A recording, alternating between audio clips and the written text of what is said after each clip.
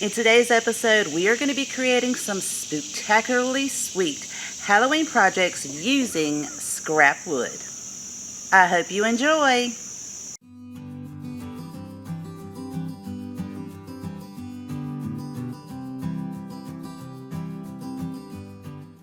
Using my miter saw, I'm going to cut down a 2x4. We're going to be using these pieces for project number 1 and project number 2. I'm going to cut them down to 20 inches, 16 inches, and 12 inches. Now we'll measure to find the center of each of the boards and make a mark.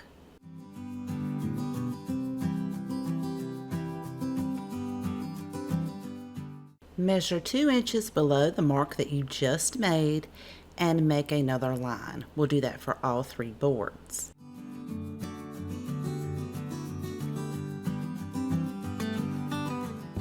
Once you have that second line drawn, you'll want to find the center of the second line that you drew and make a mark for each board. Starting at the top left corner of the top line, we're going to draw a line from that corner to the center that we made on the second line, and we'll repeat that on the right hand side. We'll do that for all 3 boards. Once I am finished, I am going to go over that with a black Sharpie marker just so that it will make it easier for me to see when I cut these. So it's going to look like a V on each of the boards. I have placed my 2x4 on top of a table, added another piece of wood to protect the 2x4, and securely clamped this to the table to make sure that it will not move. I'm going to be using a jigsaw to cut out only the lines that I have the black marker on. Once cut, it should look like this. I'll repeat that process with the 16-inch and the 12-inch board. All of your boards should look like this. For this project, we're only going to be using the ones with the V at the top. We're going to save the ones that look like houses for project number 2. Using my orbital sander and a fine grit sandpaper, I'm going to go over each of these pieces to make sure that there aren't any rough edges and all of the wood is nice and smooth. I'll also make sure to wipe off any of the sanding dust before painting. You could hand paint these, but since it was such a beautiful day outside, I decided to spray paint mine with a semi-gloss black paint. I made sure to allow it to thoroughly dry before I flipped it over and painted the back side, so you're only going to need 1 coat on all sides. Now that the paint is completely dry on all 3 pieces, we're going to create some cute little cats. For the eyes, you could use some of these wiggle eyes. You can find these for $1 at Dollar General. That is super cute. Another option is I created a stencil using my Cricut to create these little cat eyes. And then I'm just going to use some white paint and a Dollar Tree sponge dauber to just apply enough paint to go over top of the stencil. And while it is still wet, I'll go ahead and peel that stencil up. I think this is absolutely beautiful. Either way, both of these are super cute, so whichever option you want to go with, both of them would work. I used the same stencil on the other 2 pieces to create the exact same eyes for each one, and I'm only placing it just slightly below the center at the top so that we'll be able to add some decorative touches at the bottom of each of the cats. I have a roll of raffia. I have this linked to my Amazon store, and the link to that's in my description box below if you guys are interested in this. I just cut a nice long length off, and then right below the eyes I'm going to tie a very simple bow. Once I adjust the size of the bow and the tails, I will trim that down right at the edge of the piece of wood, and this is going to look like some really cute little whiskers. I'm going to do this for all 3 of the cats, and this is how they turned out.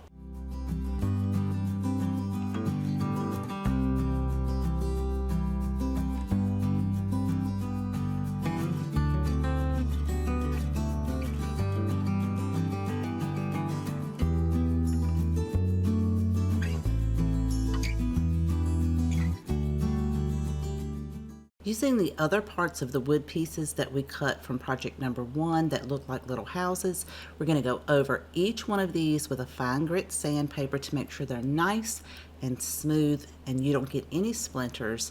And then make sure to wipe all of that debris off. I'm going to use the same black spray paint that I used on project number 1, giving each one of these one good coat on all sides, and then I'll let that dry. And in case you're wondering what the measurements of these are, from the tip to the bottom, the largest one's 11 3/4, the next one's 10 inches, and the final one is 8 inches. So coming down a little bit from the center at the top, I am just going to use a pencil, draw out some eyes and a beak, because we're going to make a little crow, and it does not have to be perfect. I kind of want mine to be a little bit quirky. Then I'm going to paint the eyes using some white chalk paint, or you could use an acrylic paint. This will take a couple of coats just to cover up that black. I will leave a couple of little circles in the eyes unpainted. Then I'm going to go over the beak using a spiced pumpkin paint. Again, this may take 2 to 3 coats just to cover up that dark paint that we have on the wood. Once that has thoroughly dried, I'll take a detail brush and the white paint to create some highlights in the eyes, and then I'll use some yellow paint to create some highlights on the beak. And then I use my hair dryer in between the paint just to help speed up the drying process. Then I'm going to take just a regular Sharpie to go around the outline of everything, and this is when you can really kind of clean things up. And I'm also going to give 2 little dots on the beak nose. And I'll do that exact same process for all 3 of these wood pieces. I have some 2.5-inch wired Halloween ribbon that I found at Dollar General for $2 a roll. I wasn't quite sure which ones I wanted to use, so I'm going to cut one of each for right now to about 5.5 inches. I'm then going to fold it in half, then fold it in half again so that I can dovetail both ends of this, and I'll do that for both pieces. You'll also need some twine, and if you choose to do 3 of these, you'll need 3 pieces of twine. For right now, I'm just going to use 2 just because I wasn't sure which colored ribbon I wanted to use. Gather your ribbon in the middle, wrap your twine around it, double knot it, and I did this for both pieces, and then I decided to take the excess twine and just make a simple bow on the front. I think this is so cute and it looks like a little bow tie. Then I'm going to hot glue this right below the beak on the crow and then trim up the tails. And I actually decided to make 2 with the orange and black polka dots, keep 1 with that spider web ribbon. Or if you don't like the ribbon, you could just put a simple twine bow on the front.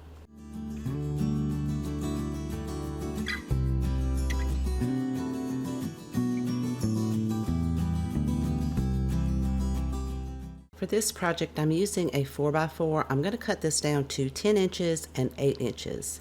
If you have a compact miter saw like I do that will not cut this all the way through, I like to make my marks on one side, rotate it 180 degrees to flip it over twice, make the same marks on that side, and then I can cut the marks on one side of the wood, rotate it, cut it on the other side, and it will go all the way through. Once I have this completed, I now have a 10-inch piece and an 8-inch piece, and I will go over this with my orbital sander to smooth everything out, wipe it off, and then I'm going to give this a light dusting of a white spray paint, or you could hand paint it. It does not have to have full coverage. We just want to lighten it up a little bit. Once the paint dries, I'm going to use these assorted screws that you can find at Dollar Tree. I'm going to use 8 of the smallest ones per piece of wood and 1 of the longer ones per piece of wood. I'm going to drill this on the top corner. It does not have to be perfect, and you don't want it to go all the way through. You want to have just a little bit of the head of the screw sticking up. I'll put 1 down towards the bottom, then I'm going to rotate it and put 2 more, so I'm going to have 2 on each side of this piece of wood. So once it's finished, it's going to look something like this, and it does not have to be perfect. And then we're going to take that longer screw and put it in the top, but again, you do not want to drill this all the way through. You want to leave some of it up. Then I'm going to do the exact same thing for the taller block of wood. Using 2 styrofoam pumpkins from Dollar Tree, I'm going to remove the stems as well as the fabric on each. And luckily they're already white, so I don't need to paint them. I am going to go ahead and hot glue the stem back on top of each of the pumpkins. Hold that in place long enough for it to set up. And then I am going to take some white chalk paint to lighten up each of the stems so everything will kind of blend in together. I'll do that for both of the pumpkin stems and allow that to dry. We're going to be placing the pumpkin on the top screw of the wood block. I just took a screwdriver to poke a hole in the bottom of the pumpkin so I can make sure that it sits flat on the top of the wood. To hold it in place, I'm going to use a generous amount of hot glue on the screw as well as the bottom of the pumpkin, and then just hold that there until your hot glue sets up so everything's nice and flat. It'll look something like this. Then I'm going to do the exact same thing for the larger block of wood. You just want to use a styrofoam pumpkin that is about the same size as the top of your wood. I have some white scrap fabric that you can find at Walmart. You can buy this for a couple of dollars and you can get a couple of yards. It's really thin, and I'm going to cut one piece down to 24 inches by 24 inches and another piece at 28 inches by 28 inches.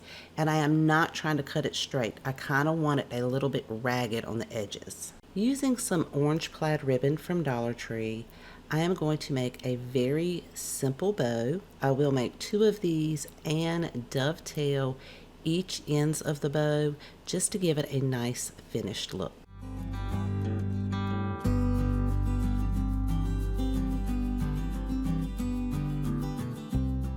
I will also be using some black pom-poms that you can find at Dollar Tree, and you'll need 4 of these. Now, if you're wondering what all those screws on the wood were for, they are for these mini fairy lights. Now, I have some that have about 100 lights on them, so I'm going to use this one pack for both of these pieces of wood, but you could use 2 separate fairy lights, one for each one.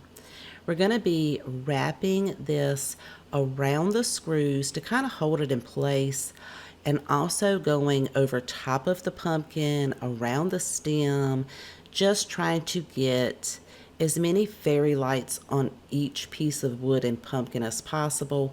And then I'm going to kind of drape that, since I'm doing both of these with one strand of lights, I'm going to drape it across the bottom so you won't even be able to see it. You don't want your line going from one wood to the other wood at the top, because it's going to interfere with how we put our fabric on top of it. Using the 28 inch by 28 inch piece, I'm going to place this over the tallest one sort of diagonally, just draping it over, and then I'll take that 24 inch by 24 inch piece to go over the smaller one. Then we can add our little bows to the stem at the top of the pumpkin, and I use some hot glue to hold that in place. And for the little pom-poms, I just rolled them around in my hand to kind of shape the eyes. It actually sat on the fabric until I got ready to hot glue it on there, and then you just hot glue it to the fabric as well as the pumpkin, and you can push it together, kind of flatten it out. We'll do the exact same thing on the other little ghost. Because my fabric was pretty thin, I did have to go back and cut 2 additional pieces so I could double layer it, so when you turn the lights on, you couldn't see the pumpkin and the wood underneath.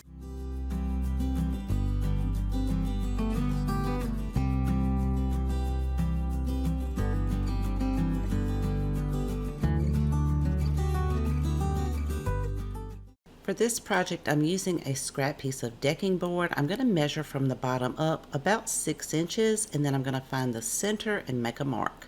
Starting at the bottom left-hand side, I'm just going to make a squiggly line up to that center and then back down to the right. To make sure that each one of my lines started in the same spot, I did measure that, and then I went over it with a black Sharpie so I'll be able to see how to cut this out. Once I securely clamp this to the table, I'm going to use my jigsaw to very carefully cut this design out. Once I have that cut out, I did think that the bottom of it was just a little too thick, so using my miter saw, I'm going to trim some of that off and also make sure that it is flat all the way across the bottom. Then I could take my orbital sander and go over this to make sure it's nice and smooth, no splinters, and we clean this up. Then I'll make sure to wipe it down. I'm using a wooden oval piece that you can find at Dollar Tree. This one measures about 7 inches by 5 inches. I am going to go over those routed edges with some sandpaper to smooth everything out, and then I'll wipe that down. We're going to take the piece that we just cut. This one measures at the bottom about 5 3/8, and from the top to the bottom 5 1/4. We're going to take some wood glue, and I'm going to apply a very generous amount to the bottom of the piece of wood that we just cut. Then we're going to center that on top of the oval and allow that glue time enough to set up. This made the cutest witch's hat. I'm going to take some black acrylic paint and paint this entire piece on all sides and allow that to dry. To give it some added detail, I'm going to take 4 long strands of raffia and wrap that around where we glue the 2 pieces together. I'm going to pull it off to the side and then tie a knot.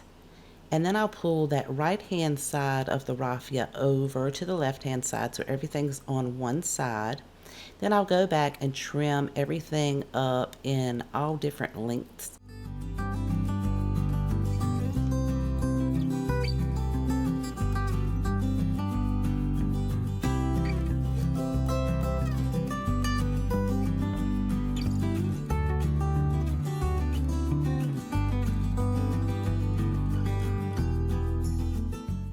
I hope you enjoyed today's projects, and if you have a favorite, let me know in the comment section down below because I always love to know which one is your favorite.